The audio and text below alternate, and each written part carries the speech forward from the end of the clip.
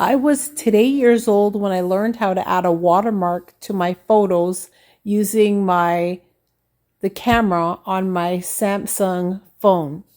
By opening the camera and then clicking on the settings at the top left.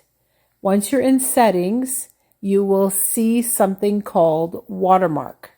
You click on the watermark and then that will prompt you to edit what's there by adding your name and also date stamp.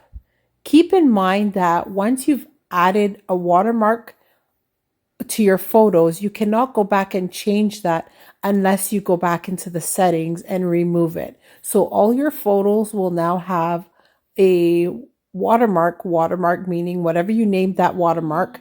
For example, Carlene, and then the date and a date stamp. You will see that on every single one of the photos that you take. It doesn't show up for videos though. Hope this was helpful. Bye for now.